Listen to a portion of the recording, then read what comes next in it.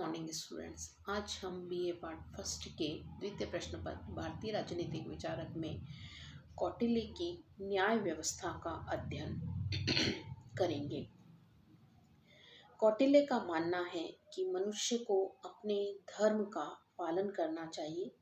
स्वधर्म का पालन करने वाला व्यक्ति इस लोक और परलोक में आनंद प्राप्त करता है, पर कभी कभी व्यक्ति धर्म से भी विमुख हो जाता है।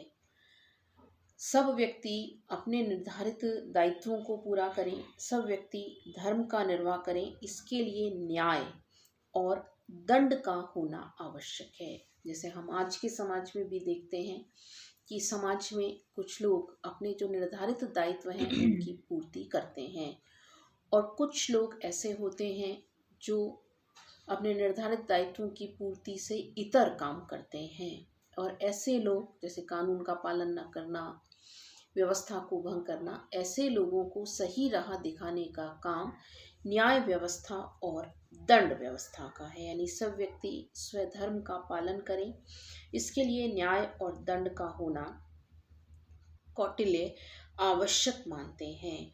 और इसी आधार पर उन्होंने न्याय व्यवस्था के संगठन, न्यायिक प्रक्रिया, दंड के बारे में विश्लेषण प्रस्तुत किया है। न्यायपालिका के संबंध में वो मानते हैं कि दो प्रकार के न्यायालय होते हैं, धर्मस्थीय न्यायालय और कंटक शोधन न्यायालय। आधुनिक भाषा में इन्हें क्रमशः दीवानी और फौजदारी न्यायालय कहा जा सकता है। धर्मस्थीय न्यायालय और कंटक शोधन न्यायालय, ये दो न्यायालय उनके द्वारा मुख्य रूप से बताए गए हैं। धर्मस्थीय न्यायालय का जो न्याय क्षेत्र है वो क्या है, इसके संबंध में वो कहते हैं कि जो धर्मस्थीय न्यायालय है वह मुख्य रूप से उसके अंतर्गत वे विवाद आते हैं जो व्यक्ति के व्यवहार से संबंधित होते हैं, जैसे विवाह संबंध, परिवार में संपत्ति का विभाजन, चारागाह, खेल मार्गों को रोकना, धरोहर, दास स्वामी, नौकर, व्यापारिक साझेदारी, दान, क्रय विक्रय, डकैती, चोरी, ये सब इसके अंतर्गत आते हैं। धर्मस्थीय न्यायालय की 4 शाखाएं कौटिल्य के द्वारा स्वीकार की गई हैं। पहला है जनपद संधि न्यायालय, यानी यह न्यायालय 2 गांवों के बीच स्थापित होता है। दूसरा है संग्रहण न्यायालय, यह 10 गांवों के बीच स्थापित होता है। 2 गांवों के बीच जो जनपद संधि न्यायालय है उसके न्याय से कोई संतुष्ट नहीं है तो वो संग्रहण न्यायालय में जा सकता है। तीसरा है द्रोणमुख न्यायालय, यह न्यायालय 400 गांवों के बीच स्थापित होता है। चौथा है स्थानीय न्यायालय, यह 800 गांवों के बीच स्थापित न्यायालय है। प्रत्येक न्यायालय के निर्णय के विरुद्ध अपील राजा से की जा सकती है। प्रत्येक न्यायालय में 3-3 न्यायाधीशों की नियुक्ति की जाती है। धर्मस्थीय न्यायालय और उसकी जो शाखाएं हैं, ये जो 4 शाखाएं आपको बताई, जनपद संधि न्यायालय, संग्रहण न्यायालय, द्रोणमुख न्यायालय और स्थानीय न्यायालय, इस शाखा में काम करने वाले अधिकारी को धर्मस्थ कहा जाता है। दूसरे न्यायालय है कंटक शोधन न्यायालय। इस संबंध में वो कहते हैं कि समाज में कुछ कांटे होते हैं जो अपने व्यवहार से समाज को नुकसान पहुंचाते हैं, और उन कांटों को दूर करना इस न्यायालय का काम है। सार्वजनिक शांति व्यवस्था से संबंधित विवाद, शिल्पियों से संबंधित विवाद, व्यापारियों से प्रजा की रक्षा करना, सामाजिक नागरिक नियमों का उल्लंघन, रिश्वत, गबन, कपट, जालसाजी, ठगी, राजद्रोह आदि सभी इसी श्रेणी में आते हैं। जिस तरह से धर्मस्थीय न्यायालय के 4 अलग अलग शाखाएं हैं, वैसी ही शाखाएं इस कंटक शोधन न्यायालय की भी हैं। वही 2 गांवों के बीच जनपद संधि न्यायालय, 10 गांवों के बीच संग्रहण न्यायालय, 400 गांवों के बीच द्रोणमुख न्यायालय और 800 गांवों के बीच स्थानीय न्यायालय। कंटक शोधन न्यायालय में जो काम करने वाले अधिकारी हैं उन्हें प्रदेष्टा कहा जाता है। धर्मस्थीय न्यायालयों में कार्य करने वाले धर्मस्थ और कंटक शोधन में काम करने वाले जो कर्मचारी और हैं या जो न्यायाधीश हैं उन्हें प्रतिष्ठा कहा जाता है। इसमें भी अपील सीधे राजा से की जा सकती है। इनके विरुद्ध 3-3 न्यायाधीशों के द्वारा कार्य किया जाता है। अब नेक्स्ट है न्यायिक वादों की प्रक्रिया, यानी न्याय प्रक्रिया किस प्रकार होती है। न्यायाधीशों को न्यायिक प्रक्रिया के अंतर्गत निम्न तथ्यों को लिखवाना चाहिए, ऐसा कौटिल्य मानते हैं। जैसे वादी प्रतिवादी से संबंधित समस्त जानकारी, मुकदमे की तिथि, अपराध का स्थान, समय और तिथि, वादी और प्रतिवादी के बयान, गवाह के नाम और बयान, इन सब आधारों पर न्याय करने का कार्य किया जाना चाहिए। जो गवाह हैं वो निष्पक्ष, सत्यवादी हों, पवित्र चरित्र के होने चाहिए। वादी प्रतिवादी के निकट संबंधी, दास, पशु, ऋणदाता या जो ऋणी हैं उन्हें गवाह नहीं बनाना चाहिए। जो भी शपथ लेता है उसे गवाही देनी चाहिए। गवाही के संबंध में वो कहते हैं कि उनकी मुखाकृति, भावभंगिमा, उनकी भय की चेष्टाओं के आधार पर न्याय देने का कार्य किया जाना चाहिए। और जब सारी न्यायिक प्रक्रिया हो जाए, यानी गवाही हो जाए, सब कुछ हो जाए, तब राजा को निर्णय देना चाहिए।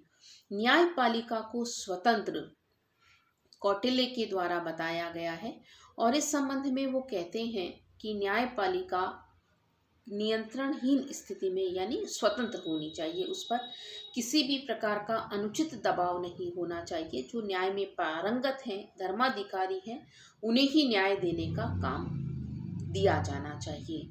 नेक्स्ट है दंड व्यवस्था।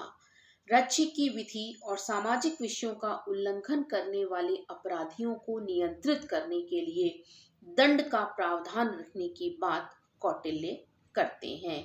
यानी दंड समाज में व्यवस्था बनाए रखता है, दंड अपराध को रोकने का काम करता है। दंड का उद्देश्य समाज में भय की स्थापना करना नहीं है। दंड का उद्देश्य है अपराधियों से निर्दोषों की रक्षा करना और अपराधियों को अपराध प्रवृत्ति से दूर करना, यानी भय उत्पन्न करना दंड का उद्देश्य नहीं है। जो निरपराधी हैं उनकी रक्षा करना, अपराधियों को दंड देकर उन्हें सही मार्ग पर ले जाना ही दंड का प्रमुख कार्य है। नेक्स्ट है दंड के निर्धारण के सिद्धांत और मान्यता।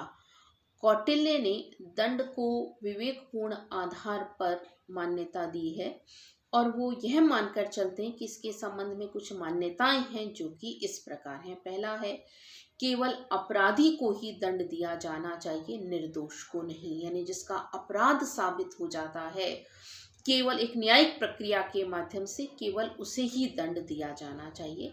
सेकंड है किसी भी अपराधी को दंड मुक्त नहीं माना जाना चाहिए, यानी कि कोई भी जो अपराधी है वो दंड मुक्त नहीं माना जाना चाहिए, अपितु राजा को शत्रु और पुत्र को समान रूप से ही दंड देना चाहिए। अपराध की मात्रा के अनुसार दंड देना चाहिए। अगर छोटा अपराध है तो छोटा दंड, बड़ा अपराध है तो बड़ा दंड।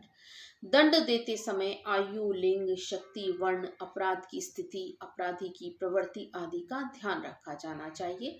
नेक्स्ट है सामान्य प्रजाजन की तुलना में राजनीतिक भृत्य यानी जो राजकीय कर्मचारी हैं उन्हें अधिक दंड दिया जाना चाहिए। नेक्स्ट है दंड के प्रकार। दंड के 3 प्रकार कौटिल्य ने बताए हैं। पहला है शारीरिक दंड, शारीरिक सजा, यातना, प्राणदंड इस श्रेणी में आता है। दूसरा आर्थिक दंड, आर्थिक दंड में वह जुर्माना जो लगाया जाता है, कारावास कुछ समय के लिए या आजीवन जेल में डाल देना। उनका यह मानना है कि जो लोग पागल हैं, बीमार हैं, निर्बल हैं, उन्हें दंड नहीं दिया जाना चाहिए। कौटिल्य ने दंड के 3 दृष्टिकोण बताए हैं। प्रतीकारात्मक, अपराध का बदला लेना, निवारक, दंड के माध्यम से उदाहरण प्रस्तुत करना, सुधारक यानी सुधार देना। यानी जैसे पहले जमाने में होता था, अगर चोरी की है तो हाथ से की है तो हाथ काट देना, तो यानी अपराध का बदला ले लिया कि जिस हाथ ने चोरी की उसी को काट दिया। दंड के माध्यम से उदाहरण प्रस्तुत करना, सार्वजनिक रूप से कोड़े मारना जिससे लोगों को लगे कि अब उन्हें यह अपराध नहीं करना है, और सुधारना। 5 प्रकार के अपराध कौटिल्य के द्वारा बताए गए हैं। व्यक्तियों के शरीर अथवा संपत्ति को क्षति पहुंचाने संबंधित अपराध, यानी कोई भी किसी व्यक्ति के साथ मारपीट करता है, उसकी संपत्ति को नुकसान पहुंचाता है। दूसरा है सामाजिक अपराध, तीसरा है आर्थिक अपराध, चौथा है राज्य कर्मचारियों के द्वारा किया गया अपराध और पांचवा है राजद्रोह। प्रथम 4 प्रकार के जो अपराध हैं उसके संबंध में कौटिल्य कहते हैं कि एक मुकदमे की कार्यवाही के माध्यम से उन्हें दंड दिया जाना चाहिए, और जो 5वें प्रकार का अपराध है राजद्रोह, उसमें अपराधी को तत्काल दंड दिया जाना चाहिए। इस तरह से कौटिल्य ने एक सुदृढ़ न्याय व्यवस्था और सुदृढ़ दंड व्यवस्था को मान्यता दी है। धन्यवाद।